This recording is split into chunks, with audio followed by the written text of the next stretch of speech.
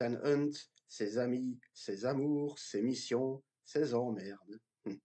Salut à tous. Alors aujourd'hui, vous l'aurez compris, je poursuis ma rétrospective Mission Impossible en vous parlant du sixième opus de la saga, intitulé Fallout, sorti durant l'été 2018, à nouveau réalisé par Christopher McQuarrie, et avec au casting Tom Cruise, Simon Pegg, Ving Rhames, Rebecca Ferguson, Alec Baldwin, Sean Harris, et parmi les petits nouveaux, Henry Cavill et Vanessa Kirby. Alors, le résumé en quelques mots. 2 ans après son arrestation, l'organisation criminelle, le syndicat fondé par Solomon Lane, s'est reformulé sous une nouvelle appellation appelée les Apôtres.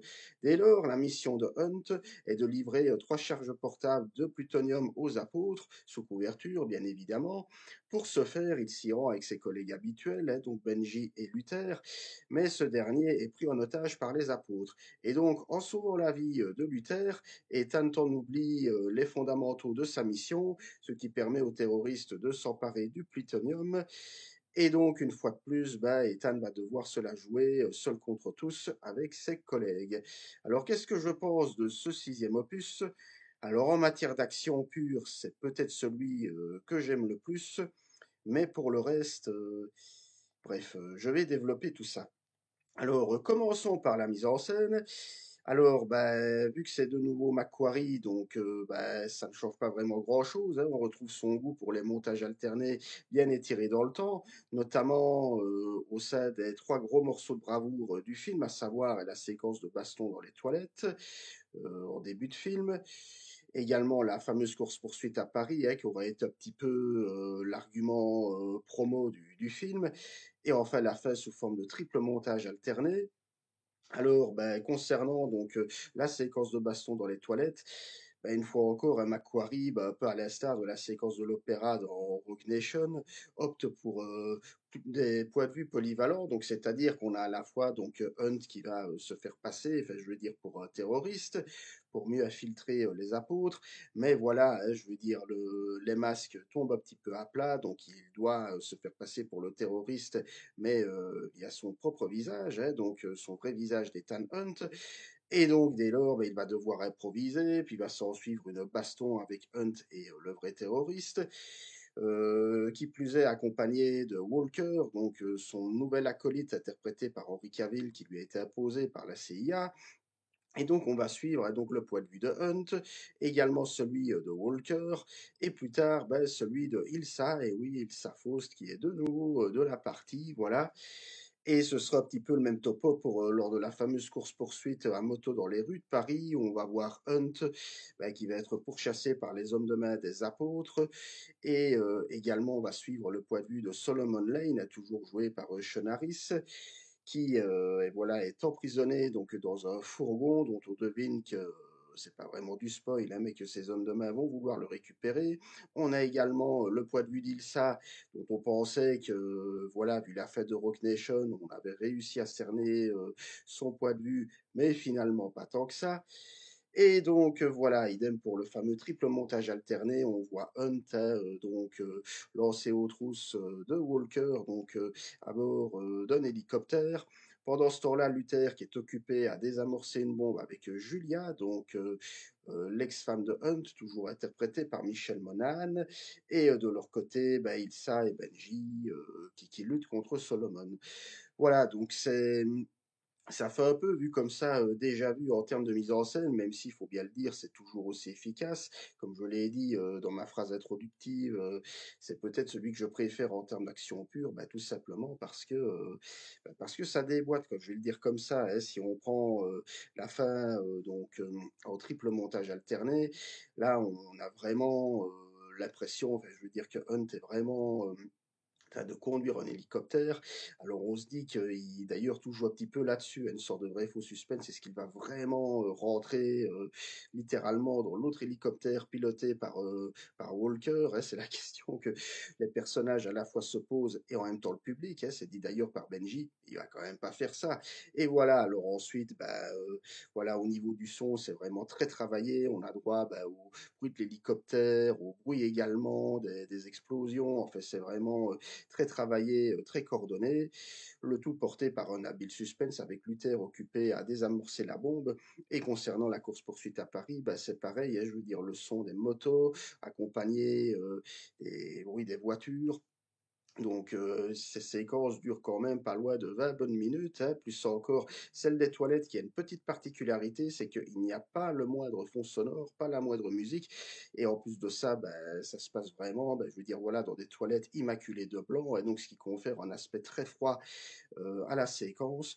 Donc on sent qu'il y a quand même toujours de l'idée, quoi. Il y a une efficacité absolument impressionnante, hein, je veux dire, à travers ce film, d'autant plus que ça a été filmé en IMAX, hein, et ça, vous pouvez le voir, que voilà, les séquences en IMAX bah, prennent tout l'écran, et le reste du film bah, est filmé en format 16 neuvième. Hein. Donc, vous voyez, hein, je veux dire, en gros, du noir au-dessus, du noir en bas, pour le dire de manière très simpliste. Mais voilà, donc niveau mise en scène, ça continue à faire le café.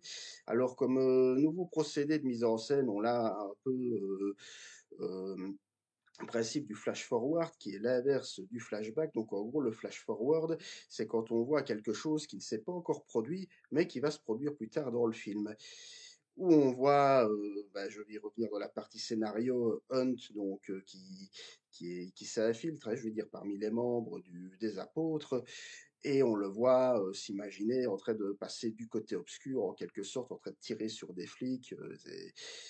Mais j'y reviendrai dans la partie scénario, on verra que tout ça c'est un peu superficiel. Et j'en viens justement à la partie scénario, où bah, de nouveau on retrouve le motif du faux semblant hein, à travers le personnage d'Ilsa, qui était déjà au cœur de Rock Nation.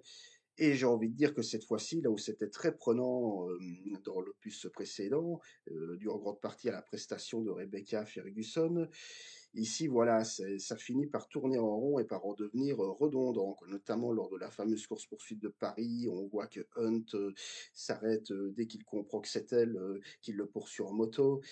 Bon, il y a un côté un petit peu déjà vu auparavant, donc surtout qu'on a quand même passé tout un film centré sur le point de vue d'Ilsa. Et ici, on se dit que oui, elle en est toujours à fuir, au point qu'on doute encore un petit peu de ses intentions. Et là, ça finit par tourner un petit peu à vide. Ça, plus le fait que, et pour moi, c'est un petit peu le gros bémol de cet opus, c'est qu'on a une surcomplexification des enjeux pour pas grand-chose. Voilà, en gros, voilà, il s'agit de récupérer des plutoniums destinés à détruire le monde. Et voilà, quoi, c'est le principe, enfin, j'ai envie de dire, un peu comme dans chaque mission impossible. Hein, je veux dire, on donne une mission et voilà, c'est aux autres de l'accomplir. Et ici, j'ai envie de dire qu'on est un peu dans ce que j'appellerais le syndrome nolanien. Donc, comprenez par là, voilà ce que je reproche à certains films de Christopher Nolan, comme Inception ou Tenet, c'est de surcomplexifier le récit pour pas grand-chose, voilà. Et ici, on bascule un petit peu là-dedans, quoi. C'est-à-dire que on nous répète pendant tout le film que si Hunt ne récupère pas le plutonium, que ça risque de détruire le monde, et qu'en plus de ça, le syndicat en profitera pour établir un nouvel ordre criminel qui supprimera, je vais dire, les lois des êtres humains, etc. Enfin, vraiment, tout un tas de choses qui, en plus, est réexpliqué, réexpliqué, réexpliqué par chacun des personnages, par Hunt, par le chef de la CIA, par Walker, et on a envie de dire, mais on n'a pas besoin de ça, quoi. Je vais dire, voilà, c'est à ce niveau-là, c'est un petit peu tout l'inverse du quatrième opus, qui est mon préféré de la saga avec le premier, où justement, Ghost Protocol, voilà, l'objectif de Hunt, c'était enfin, je veux dire, de retrouver, hein, je veux dire, un chimiste fou qui était prêt à déclencher une troisième guerre mondiale, et ça s'arrêtait là, quoi. Je veux dire, tout le reste était centré sur l'esprit d'équipe et sur la mission, mais il n'y avait pas besoin d'en dire plus, quoi. Et ici, c'est vraiment, comme je dis, quoi, on transforme quelque chose d'a priori simple, pas simpliste, mais de simple, pour le surcomplexifier inutilement, en rajoutant à chaque fois dans les dialogues. Et comme je dis, c'est un petit peu ce que je reproche, voilà, à certains films de Nolan, comme Inception, ou Tenet qui paraissent incompréhensibles alors qu'en fait ce sont des scénarios bah, au final assez classiques hein, mais qui paraissent ultra compliqués bah, parce qu'à chaque fois on en rajoute une couche, qu'un personnage répète à peu de choses près ce qu'un autre a dit avant, etc. Et alors qu'au final voilà, ça reste des films de divertissement, ce qui ne veut pas dire que ça doit être mauvais, loin de là, hein, c'est pas du tout ce que je dis. Mais voilà, on est là avant tout quand on va voir un Mission Impossible pour se divertir, pour en prendre littéralement plein les mirettes en termes d'action, et je dis dans le cas de cet opus-ci, c'est réussi, mais voilà, pas la peine de surcomplexifier comme ça inutilement, pardon, un récit qui n'en a absolument pas besoin. Voilà, idem pour les flash-forward que j'évoquais dans la mise en scène, au final, c'est pas très utile. Pourquoi? Ben parce qu'on sait bien que Hunt ne basculera jamais du côté obscur, qui ne deviendra jamais méchant. On a eu 5 films auparavant pour nous prouver 5 films.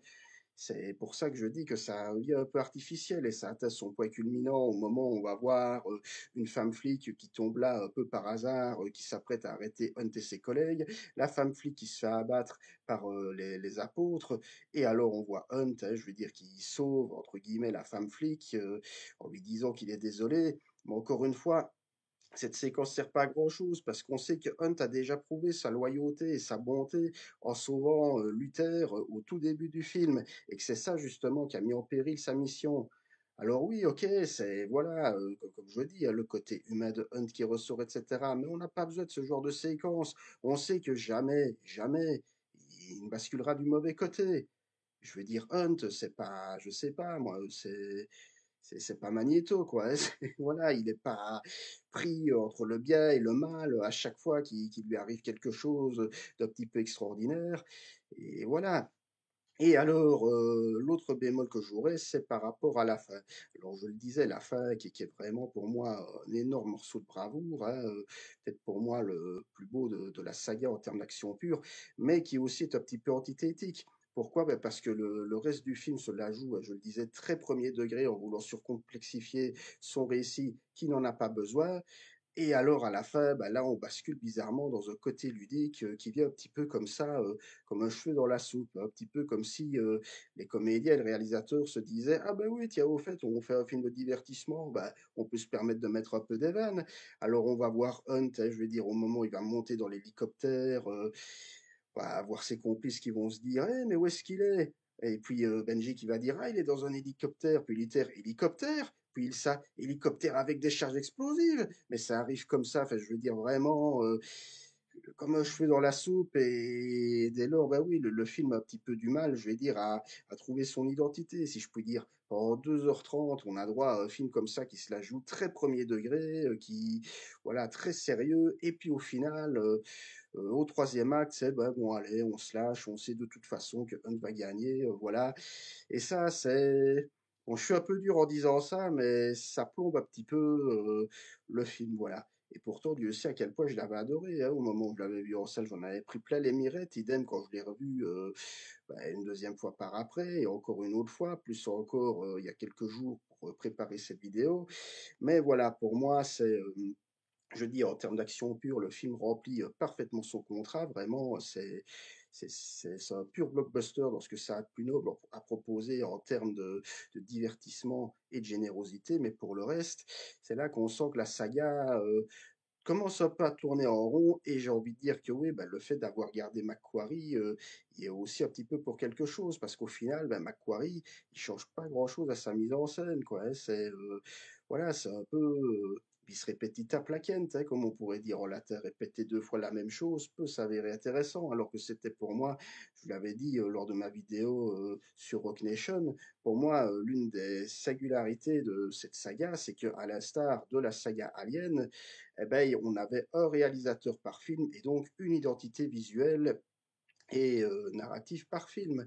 Et ici, voilà, depuis qu'on a Macquarie, depuis Rock Nation, ben, on sent que la saga se répète et en plus de ça, tombe dans les travers propres, j'ai envie de dire, à Hollywood, ou j'ai même envie de dire, allez, propre à Christopher Nolan, à savoir surcomplexifier un récit qui n'a pas besoin d'être surcomplexifié. Voilà, qui n'a pas besoin d'être rendu plus complexe. Voilà, on a une mission, il faut la mener à bien, point barre, c'est tout, ça reste du divertissement. Alors oui, il faut que ça soit bien fait, bien réalisé, c'est le minimum syndical, mais enfin voilà, j'avoue qu'à la revoyure, même si je le répète, je ne déteste pas loin de là cet opus, je le revois quand même pas mal à la baisse. Voilà. Voilà, ben, c'en est tout pour cette vidéo critique consacrée à Mission Impossible Fallout. N'hésitez pas, comme d'habitude, à me dire dans les commentaires ce que vous pensez de ce film. Est-ce que c'est votre préféré de la saga? Est-ce que vous l'aimez bien ou pas? On en débat, comme d'habitude, dans la joie et la bonne humeur. N'hésitez pas à me suivre sur les différents réseaux. D'ici là, ben, je n'ai plus qu'à vous souhaiter une bonne fête week-end et une bonne reprise pour ceux qui travaillent demain. Salut, salut, ciao.